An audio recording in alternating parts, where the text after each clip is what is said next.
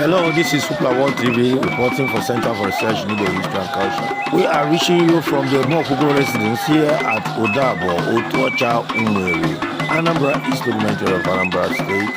The occasion is the funeral and interment of the late Chief Lawrence Ikemefuna Muokwugwo.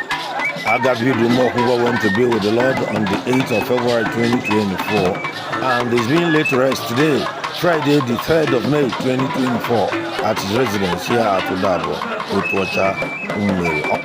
Until his death, Agabidu Muokwugwo was the chairman of the Umueri Council of Elders, Buama Umueri. Coming up next, His Royal Majesty Dr. Sir Bennett Isichukwu Emeka JP Igwe II of Umueri performs the traditional UNI ceremony in honor of the late Umueri community leader and respected elder statesman, Chief Ike Muokwugwo. We here at the Center for Research in Igbo History and Culture extend our condolences to the entire Muokwugwo family. Farewell, Agabidu Muokwugwo. May your soul rest in perfect peace.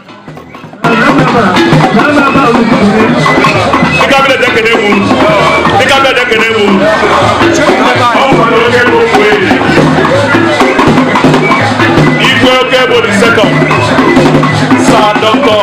Bennett Isichukwu Igwe Muokwugwo niile ma ndị nwụrụ anwụ onye akwala ọtọ si na mkpụrụ mba ekene onye ekene n'ime ike bụ ọgwụgwọ kelee ọdị gara ndị kabinet ya ndị kabinet kelee ma gwadịwa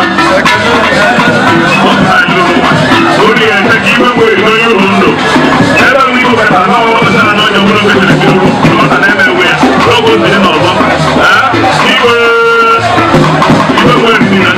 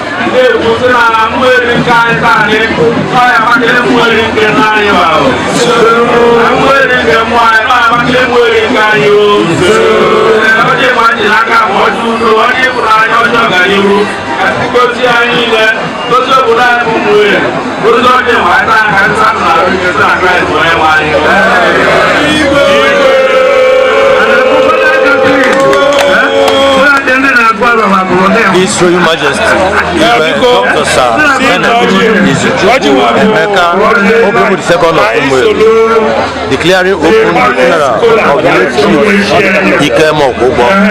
Today is Friday, the 3rd of May 2024. omenanya anyị taa igwe anyị were ndụ anyị wee jee gbuo egwuregwu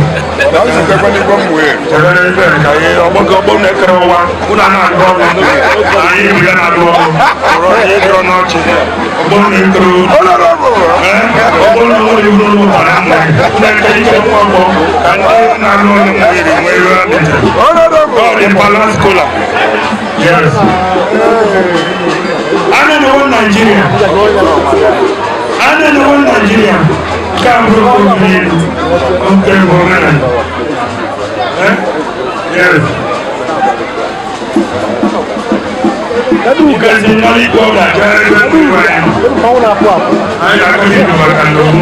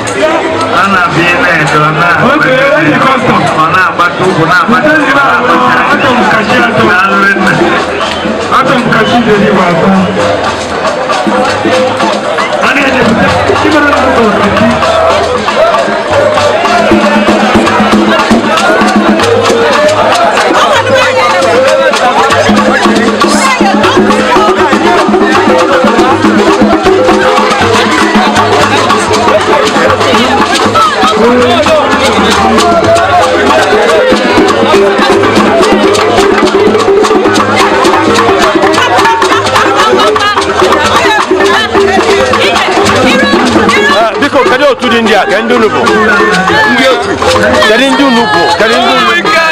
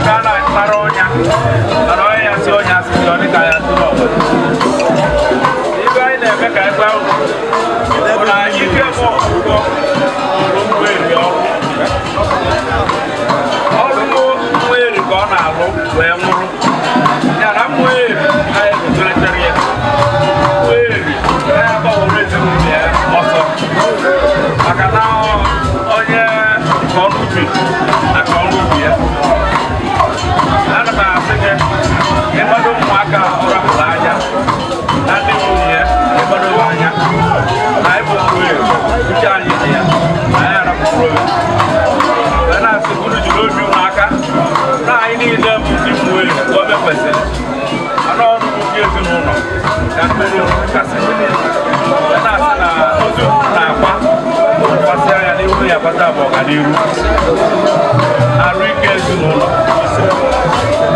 ndị gbara ego ezi wee bịa okwu na-eji wee na ya agbakele otu a ka ọ dị Igwe ahịa n'ụlọ n'ọdịbịa ndị ya dị ụlọ na ya agbakele ya ya na-asị ka Chukwu abịa onyele ezinụlọ onyele nwata anyị nwoke nabata mmụọ kọrọ mkpụrụ obi ya na ndokwa n'aba dị eme ma ndị eme ntụkwasị ya ebe a Junior Igwe Igwe anyị adịrị ebele Igwe anyị ka mba nnukwu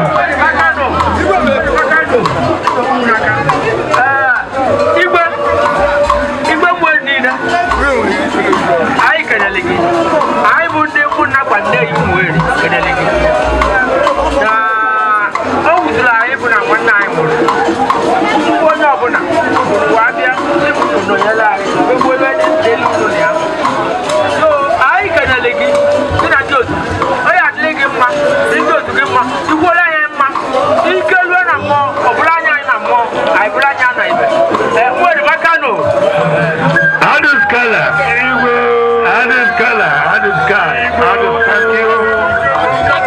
Igwe Adon Nigeria on ya Adon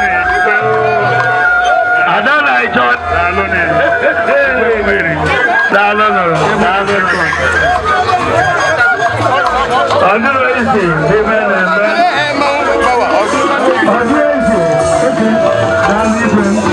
Hello.